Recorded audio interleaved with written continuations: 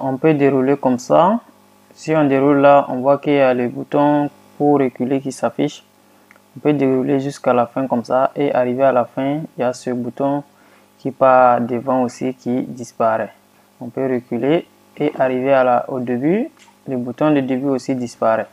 On peut également dérouler sans toucher les boutons. On peut dérouler juste en passant sur les images comme ça.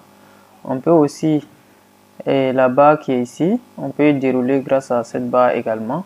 Tout ça, ça a été fait juste avec du HTML, CSS et JavaScript. Donc sans plus tarder, allons dans le vif du sujet. J'ai mon projet, c'est celui-là. C'est ce projet-là. J'ai créé une image, un dossier images à l'intérieur de mon projet avec toutes les images dont j'aurais besoin. Un fichier index pour l'HTML, un fichier du CSS et un fichier du JavaScript. Donc voici ce que ça donne. J'ai juste mis le code HTML à l'intérieur avec un peu de style. Les styles qui sont pas importants que je vous précise ici, ça va juste rendre la vidéo trop longue. Donc j'ai mis ces styles déjà à l'intérieur, comme par exemple comment rendre ce bouton rond comme ça, et puis ces styles qui font que si tu passes dessus, je trouve que tout ça c'est pas le but de cette vidéo, donc je les ai déjà mis. Maintenant, ceux que j'ai trouvé un peu important quand même que vous chassez, je les ai laissés, on va les mettre ensemble. Donc, ce que j'ai trouvé intéressant, que je vous montre quand même comment ça se passe, c'est quoi? Ok. Donc, premièrement, ça sera comment on fait pour que des images qui s'affichent comme ça s'affichent à l'horizontale, comme ici par exemple. Vous voyez? Les images sont à l'horizontale, alors que par défaut, l'HTML il va mettre les images en vertical comme ça. Donc, je vais vous montrer comment on fait ça. Premièrement, ce qu'on va ajouter tout simplement, ce sera le display grid ici. Le display grid va permettre au navigateur de reconnaître que chaque image ici est considérée comme un grid, donc comme des grilles quoi. Donc ensuite il y a le gap 18. Le gap 18 permet de faire quoi? C'est tout simplement l'espacement entre les images, parce que vous voyez comme ça les images par défaut sont collées comme ça, c'est comme le gap faisait 0. Donc comme ça, si je réactualise, vous voyez que il y a un espace qui s'est inséré au milieu tout simplement.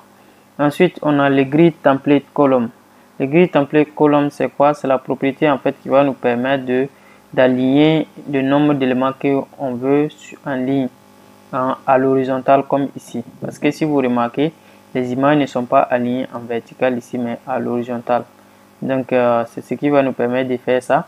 Et cette propriété repeat 10 et puis un FR là, ça veut dire tout simplement faut répéter 10 grilles ici, c'est-à-dire 10 images dans notre cas ici, avec la même largeur tout simplement. Donc si j'enregistre et je réactualise ici, voilà, on voit que puisque nous on a 10 images, donc les 10 images se sont mis toutes à la verticale, à l'horizontale tout simplement.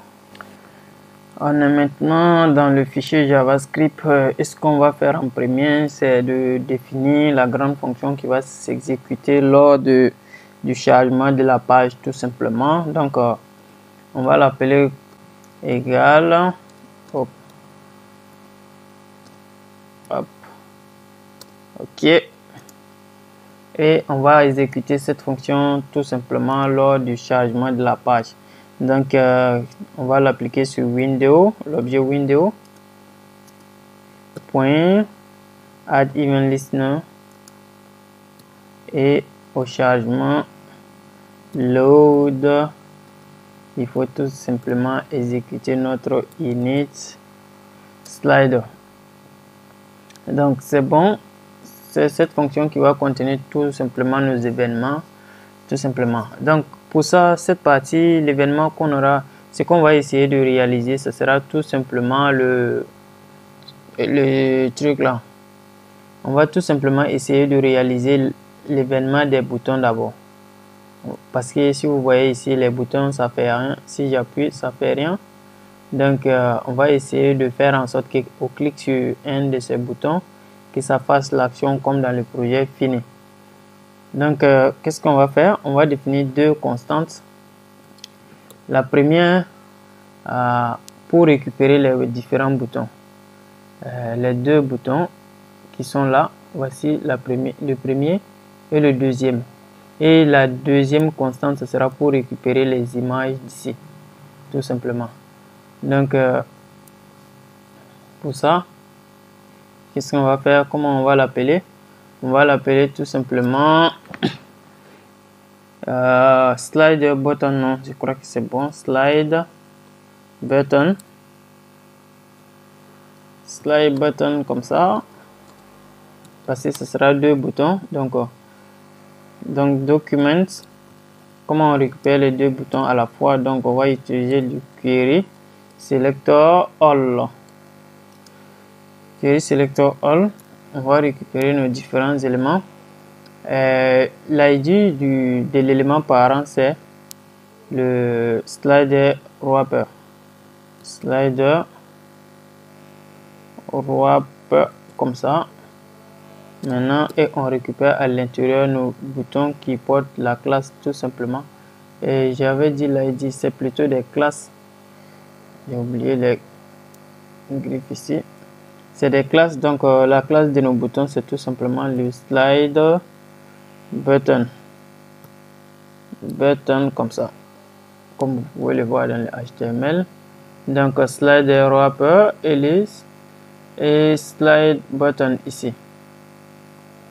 Ici, donc tous les boutons portent cette classe, donc c'est pourquoi j'appelle par cette classe. Comme j'ai utilisé du query selector all, donc ça va sélectionner les deux boutons à la fois. Donc pour s'assurer que tout ça marche, je peux juste faire du console log. Console log pour que vous voyez bien que ça prend, qu'on n'a pas mis les, qu'on ne s'est pas trompé des classes. Donc là, je réactualise ici et je vais dans la console pour voir qu'est-ce qui s'est passé. Est-ce que, parce qu'on a dit au chargement, ça doit s'exécuter et on va voir dans la console est-ce que les nœuds sont arrivés, deux nœuds, et voici le premier bouton, le deuxième bouton. Donc tout marche bien. Ok, donc maintenant on va récupérer notre liste des images également. Donc comment on va appeler ça? On va appeler image list tout simplement. Donc la même chose, const image list égale. Donc là, qu'est-ce qu'on va faire? Ce sera du document point query selector.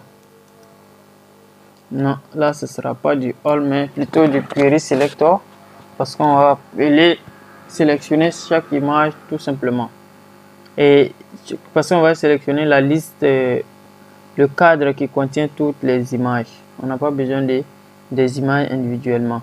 Donc ici on aura encore du slider wrapper comme j'ai oublié à chaque fois les griffes comme ça, du class slider wrapper comme ça, et ensuite on récupère tout simplement notre bouton qui était contenu dans image list tout simplement.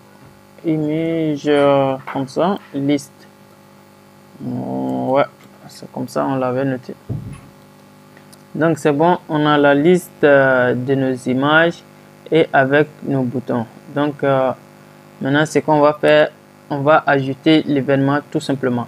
Comment ajouter l'événement aux deux boutons qu'on a récupérés qui sont dans cette variable? Donc il faut tout simplement utiliser une boucle qui va parcourir, parce que si vous remarquez bien, ces deux boutons sont comme dans un objet dans un objet de deux éléments. Donc on va parcourir tout simplement dans un tableau plutôt. On va parcourir nos deux éléments avec la boucle for each qui est très simple à utiliser dans ce cas. Donc c'est le slider button, slider button comme ça. Oh, c'est non, j'ai mis slide button point for each Donc je déclare une variable button comme ça. button. Ok. Maintenant, ce sera du button. Parce que là, le button va contenir nos différents boutons. Add event listener. Maintenant, l'événement, c'est le clic. Donc, comme ça. Au clic, qu'est-ce qu'on veut? Si je veux que ça réalise, tout simplement, là, je vais mettre les actions maintenant ici. Dans une fonction. Comme ça. Voilà. On va définir une variable qui va s'occuper de d'indiquer les directions. En fait, si ça part vers la droite, ça va prendre 1. C'est comme une variable booléenne, bon, qui va dépendre de conditionnel en fait. Si c'est ce bouton, ça va prendre -1. Si c'est ce bouton, ça va prendre 1. Donc cette variable, on va l'appeler tout simplement direction. Donc const direction égale. Maintenant, ça va dépendre de quoi? Ça va dépendre de si on va récupérer nos buttons tout simplement. Button.id. Parce que vous pouvez voir ici, l'ID du premier bouton c'est preuve slide. Donc on copie ça. Si c'est preuve slide, il faut amener -1. Si c'est le next style, il faut amener +1. Donc c'est ce qu'on va essayer de faire. Donc si l'ID du bouton récupéré là, parce qu'on a deux boutons, est preuve ID, alors il faut retourner -1. Else, tout simplement, il faut retourner 1. Dans le cas du else, comme c'est deux cas seulement, on sait que ça sera 1 qui sera et next slide qui sera envoyé. Donc c'est un peu ça. Maintenant, const scroll amount, donc ça, ce sera maintenant la largeur qui sera envoyée.